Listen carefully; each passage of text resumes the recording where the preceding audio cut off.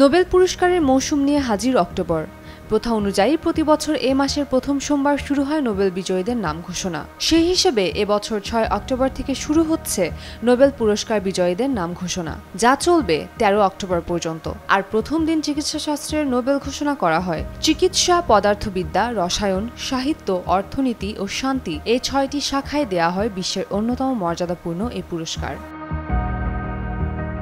শান্তিতে নোবেলকে ঘিরে এবারও রয়েছে বিশেষ আগ্রহ। ২০১৮ সাল থেকে মার্কিন প্রেসিডেন্ট ডোনাল্ড ট্রাম্পকে একাধিকবার যুক্তরাষ্ট্রের ভেতরে এবং বিদেশি রাজনীতিকেরা মনোনয়ন দিয়েছেন। ইসরায়েল ও কয়েকটি আরব দেশের মধ্যে সম্পর্ক স্বাভাবিক করতে আব্রাহাম অ্যাকর্ডস চুক্তি সম্পাদনের ভূমিকার জন্য গত ডিসেম্বরে এক রিপাবলিকান কংগ্রেসম্যান তাকে আবার মনোনীত করেন।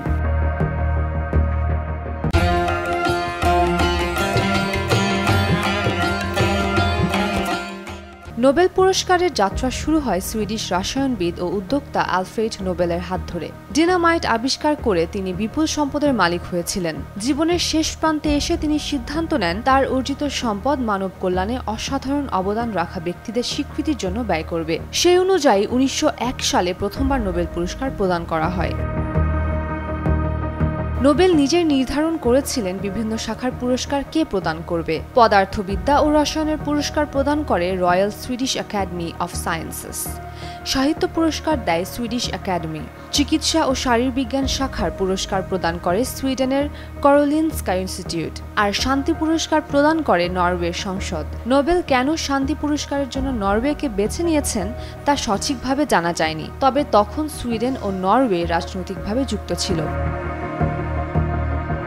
১৯৬৮ সালে সুইডেনের কেন্দ্রীয় ব্যাংক তাদের ৩০০তম বার্ষিকী উদযাপনের সময় অ্যালফ্রেড নোবেলের স্মৃতিতে অর্থনীতিতে নোবেল পুরস্কার চালু করে। এটি রয়্যাল সুইডিশ একাডেমি অফ সায়েন্সের মাধ্যমে প্রদান করা হয় এবং মূল নোবেল পুরস্কারের নীতিমালা অনুযায়ী পরিচালিত হয়। এবারে নোবেল ঘোষণা শুরু হবে সোমবার স্টকহোমের কারোলিনস্কা ইনস্টিটিউটে চিকিৎসাশাস্ত্র পুরস্কার দিয়ে। মঙ্গলবার ঘোষণা হবে পদার্থবিদ্যা, বুধবার রসায়ন, বৃহস্পতিবার সাহিত্য এবং শুক্রবার শান্তি নোবেল। অর্থনীতিতে বিজয়ীর নাম ঘোষণা করা হবে ১৩ অক্টোবর।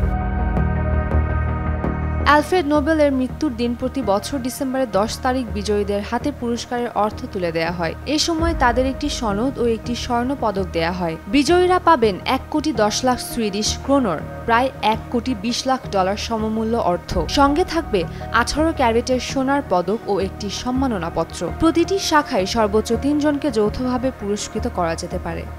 উম্মে রুম্মান, ক্রান্তি।